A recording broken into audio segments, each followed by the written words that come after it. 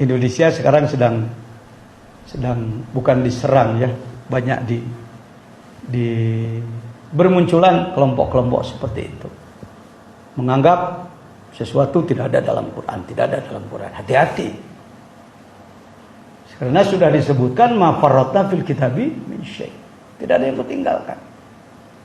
Diperagakan oleh Rasulullah sallallahu alaihi wasallam dengan akwalnya, af'alnya dan takrirnya, kata-katanya, tingkah lakunya maupun ketetapan-ketetapannya. Kalau sudah bicara tentang sunnah, pasti bicara soal hadis, bicara ummul hadis. Al-Quran ada ummunya, Al-Quran adalah Al-Fatihah, sedangkan ummul hadis adalah hadis yang disusun menjadi hadis kedua di dalam hadis Al-Arba'in. Lebih mudahnya dikenal sebagai hadis iman, Islam, ihsan. Itu disebut ummul hadis. Ya, induknya dari semua hadis. Bukhari kah, Muslim kah, Abu Dawud, Tirmidzi dan kitab-kitab lain, induk daripada semua hadis adalah hadis iman, Islam, ihsan. Kita lebih mengenalnya itu adalah rukun agama Islam. Rukun agama Islam. Kalau rukun Islam 5, sedangkan rukun agama Islam 3. Mohon maaf, di kalangan masyarakat ini masih simpang siur. Kita barangkali yang bergaul di pesantren karena sehari-hari dengan kitab dan ilmu, yang bergaul di kampus sehari-hari dengan para ilmuwan dan buku dan perpustakaan, mungkin tidak seperti masyarakat. Tapi kalau kita lihat masyarakat masih bingung kalau ditanya rukun agama Islam berapa, rukun Islam berapa. Rukun dinul Islam adalah 3, iman, Islam, ihsan. Seperti hanya saudara yang bertugas di kameramen dengan kaki 3, tripod, iman, Islam, ihsan. Satu patah pasti roboh. Satu patah pasti roboh. Itu udah hukum alam itu. Karena kakinya cuma berapa? Mari kita melihat, kita menukik kepada keadaan di masyarakat kita. Kalau mereka minta doa ke kiai, yang disebut cuma 2. Kiai, saya mohon doa, semoga saya dan keluarga dikuatkan iman Islam. Ihsannya tidak disebut. Ini kira-kira tidak disebut karena nggak perlu, nggak disebut karena nggak tahu, nggak disebut karena yang nomor 3 ini masuk dalam 1-2. Saya senang dari situ dulu ngobrol. Jadi, membahas Miftahus Sudur sebenarnya akan menjadi keperluan umum sebenarnya, keperluan umat sebenarnya. Karena bicara Miftahus Sudur adalah bicara tarekat, bicara tasawuf, bicara ihsan. Iman, dari seluruh ayat-ayat iman, hadis-hadis iman digali oleh para ahli, jadilah ilmu tauhid, ilmu usuluddin, ilmu kalam. Islam digali oleh para ahli dari Al-Quran dan As-Sunnah, jadilah ilmu fiqh. Nomenklatur Indonesia sering disebut ilmu syariah. Itu untuk mempermudah mahasiswa dan siswa saja. Karena kalau Anda bawa ke level internasional, nanti akan tumpang tindih lagi kalau kita menyebut ilmu syariat, tarekat, ma'rifat. Sering kita mengartikan syariat adalah ilmu zahir, tarekat adalah ilmu batin, ma'rifat ilmu apa nanti? Ilmu lebih batin lagi mungkin. Ya. Baik, dirujuk aja Tanwirul Qulub, Syekh Amin Al-Qurdi.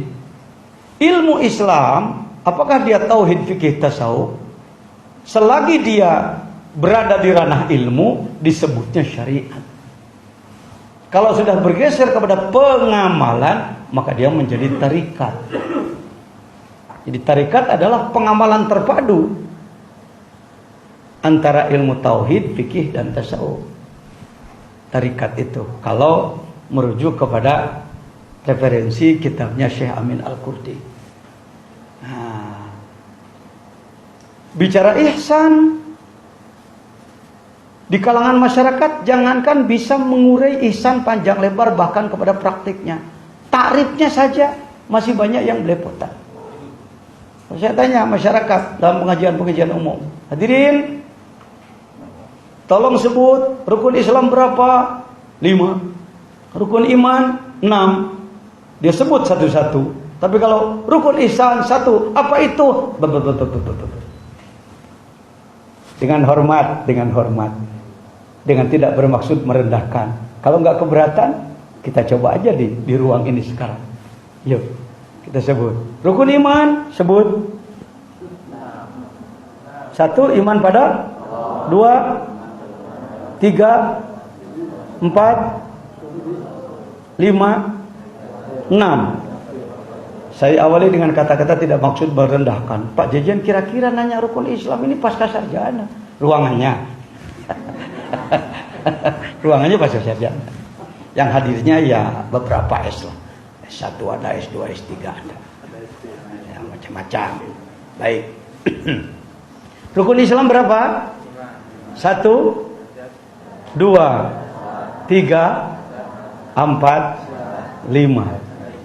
Alhamdulillah terdengar nyaring. Dan tidak buang waktu dulu. Begitu ditanya langsung dijawab. Kalau saya tadi disebut salah seorang rois di Jamiah Thariqah.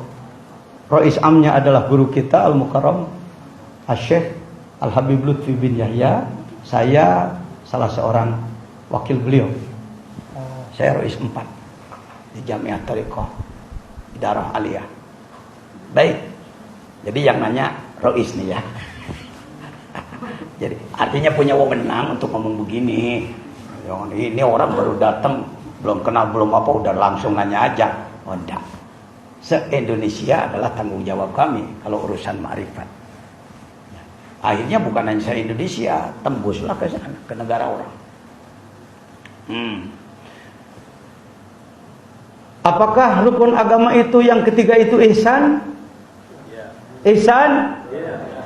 Apa definisi ihsan? Sebut sama-sama. Dengarkan. Gemuruh tadi menjawab iman Islam dengan gemuruh ihsan. Apakah lebih gemuruh? Apakah menurun? Menunjukkan bahwa kebanyakan masyarakat kurang paham tentang ihsan. Ini persoalan ini. Sudah hampir 1500 tahun. Hadis itu tersebar ke seluruh dunia. Tetapi mengapa yang satu ini kurang tembus kepada masyarakat? Kalau pakai bahasa kasar, siapa yang salah? Di mana letak kelemahan? Gitu ditanya ihsan.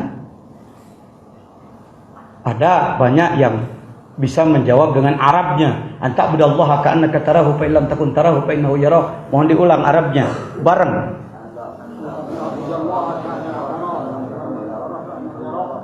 Ya, segitu aja. Saya bisa hitung dari yang hadir sekian persen yang bicara. Ya. Mohon maaf, jangan tersinggung.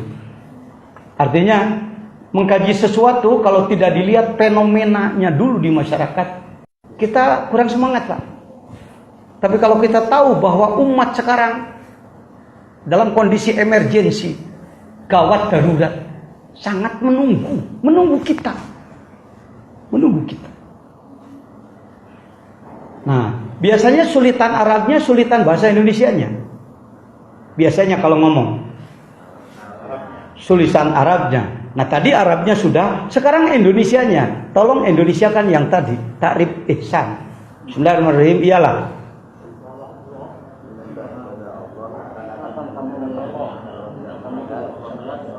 mendengar nada, maka saya menyimpulkan lebih sulit terjemahnya daripada Arabnya. Ini sulit ngelak ini. Lumayan saya punya pengalaman 35 tahun di lapangan menghadapi umat. Iya ya. Padahal ini kaki ini rukun.